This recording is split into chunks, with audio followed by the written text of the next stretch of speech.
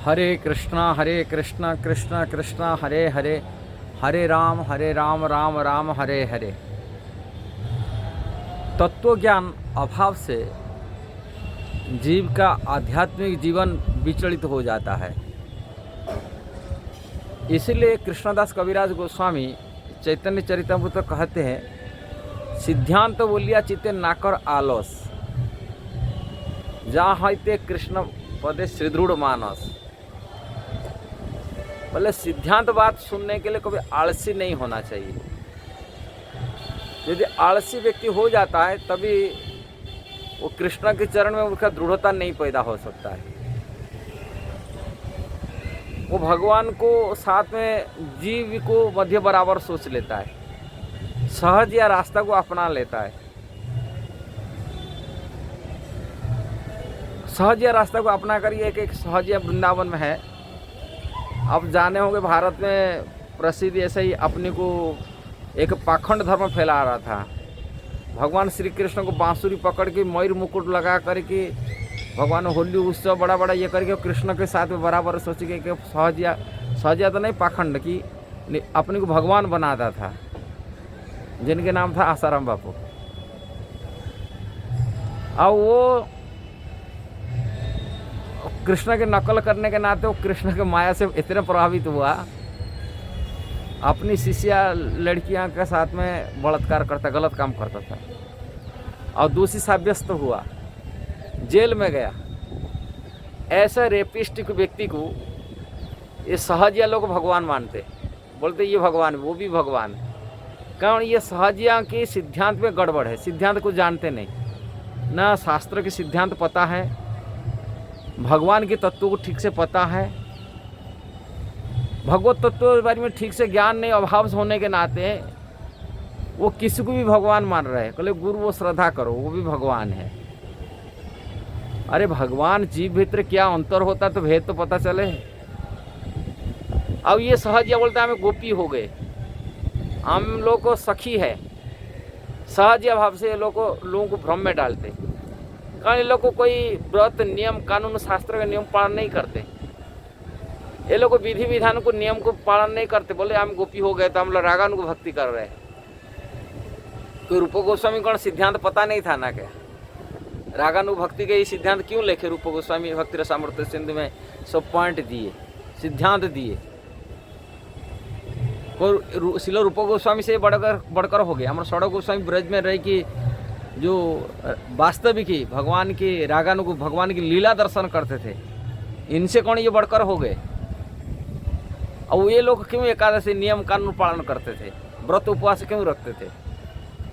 अब भगवान चैतन्य महाप्रभु क्यों सिखाए? विधि विधान नियम कानून सिखाने के लिए सनातन गोस्वामी का आदेश दिए थे बनाने के लिए। कुछ इस्कॉन के भक्त भी है, वो लोग वैसी सहज या रास्ता को अपना लेते हैं। क्यों? इसका कारण यही है, सहज इस्कॉन से जाकर जो प्रामाणिक गुरु आचार्य शिक्षा दीक्षा प्राप्त होने के बाद भी ये लोग को जाकर वो सहजिया का मार्ग चुन लेते। का शास्त्र में स्थिरता क्यों नहीं हो रहा है, तत्व में स्थिरता क्यों नहीं हो रहा है? क्यों? कारण वो शास्त्र को ठीक से समझा नहीं पाए और वो गोपी बनने के लिए चक्कर में सहज या रास्ता को अपनाए लिए। और वृंदावन में ऐसे सहज या लोगों की कोई कमी नहीं है। कारण शास्त्र के सिद्धांत को लोग समझने के लिए तैयार नहीं होते, ना शास्त्र पढ़ने के लिए तैयार होते। भागवत शास्त्र क्या कह रहे, हमारा आचार्य परंपरा में क्या लिखा गया, आचार्य लोग क्या समझाए, इसलिए आचार्य लोग को उसको समझाए भगवान की लीला को। सीधा वो लोग को दसम स्कंद भगवान कृष्ण का लीला में शामिल हो जाते। श्रीमद् भागवत के जो वर्णन किया गया प्रथम स्कंद से लेकर ये 9वां स्कंद के सिद्धांत बात को दिया गया। जो सिद्धांत बात निपुण हो जाता है वो भगवान की लीला को समझने के लिए पात्र बनता है। जब तक 9वां स्कंद तक शिल प्रभुपाद कहा करते थे यही बात है, जब तक 9वां स्कंद तक भागवत से नहीं पढ़ा 10वां स्कंद भागवत वो समझ नहीं पाएगा। 10वां स्कंद भागवत भगवान की मुख्य लीला है, प्रमुख लीला है। वो प्रमुख लीला को व्यक्ति तभी समझ पाएगा जब 9वां स्कंद तक भागवत को सिद्धांत को ठीक से एक प्रामाणिक रूप में और ठीक ठीक अर्थ को समझ पाएगा। श्रीमद् भागवत के अर्थ को समझ, नवा स्कंद को जो पढ़ लिया और आचार्यों से श्रवण कर लिया, समझ लिया, तभी वो नवा स्कंद की पढ़ने का पात्र बनता है। किंतु सहजिया लोग को इसको नहीं देखते। सहजिया लोग तो डायरेक्ट सीधा प्रवेश करने के लिए चाहते हैं। किससे? भगवान कृष्ण की रासलीला में प्रवेश करने के लिए चाहते हैं। ये सहजिया का लक्षण होता है। और वो लोग कुछ इसी राधा कृष्ण की गुप्त लीला के रहस्य को वो पढ़ने के लिए पढ़ के उसी से बोलते हैं हम लोग गोपी बन गए, हमें उसी भाव से रहे कि गोपी बनेंगे। किंतु आड़े इधर मानते हमें गोपी बनेंगे, वो आसाराम जैसा कि रैपिस्ट को भगवान मान रहा है।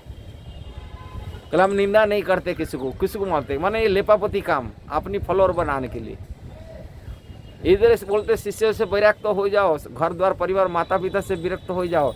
माता पिता कोई नाता न, माया का संबंध है। और गुरु से संबंध पैसा दे दो, बेचबाजी के पैसा दे दो गुरु को।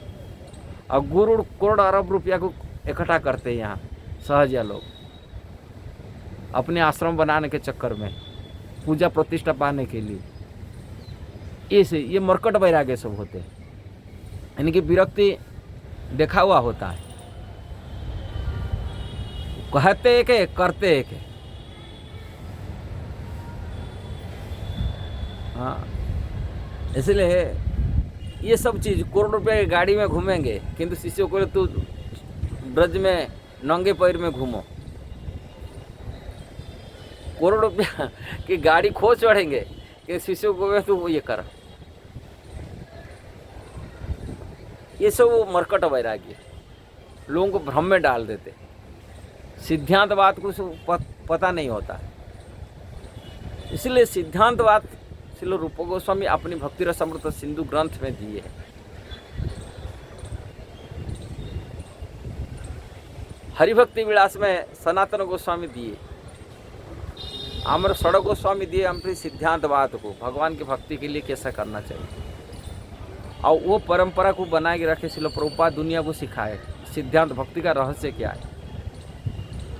ऐसा नहीं है। इसीलिए जब तक व्यक्ति तत्व ज्ञान में स्थिर नहीं है, सिद्धांतवाद स्थिर नहीं है, उनकी मन विचलित रहेगा और सहजिया रास्ता को अपना लेगा। इसलिए सहजिया रास्ता सावधान रहना चाहिए। आध्यात्मिक जीवन यदि प्रगति करने के लिए कोई जाता है, आत्मकल्याण, कारण इंद्रिय तृप्ति, इंद्रिय वासना से मुक्त होने सहज बात नहीं। ऊपर से देखा हुआ करता है वैराग्य है, किंतु काम क्रोध में पूरा फंसी के रहते, माने माया का लात खा रहे हैं, किंतु ऊपर दिखाते हम विरक्ति हैं। और कभी कभी ऐसा ही प्रेम में दिखाते भाव में आंख से आंसू गिरा के रोते हैं, किंतु थोड़े बात में इतना विचलित हो जाते, क्रोध में पैदा कर लेते हैं। उनको सहना बहुत सहज है। मैं देखा हूँ कुछ उनका एग्नेस्ट में कोई जाता है, उनको मारने गए। एक लड़का उनके आश्रम में चला गया, उसके बाप को मारने के लिए लोग तैयार हो गए, तलवार चलाने के लिए तैयार हो गए, मारने के लिए। उस बाप बोला था मेरे को फ़ोन करके, बॉम्बे से है, उसकी बेटा ऐसे ही सहजिया के रास्ता को अपना लिया। और जब वहाँ मिलने के लिए, बेटा को मिलने के लिए चाहे, वो तो मिला ही नहीं दिया, उसको मारने के लिए धमक दिए, कल बेटा पास से दोबारा आएगा तो मार देंगे। तो बाप मेरे को बोल रहा था, फ़ोन किया, मेरे को नंबर भी दिया, उसकी नंबर भी है बॉम्बे से।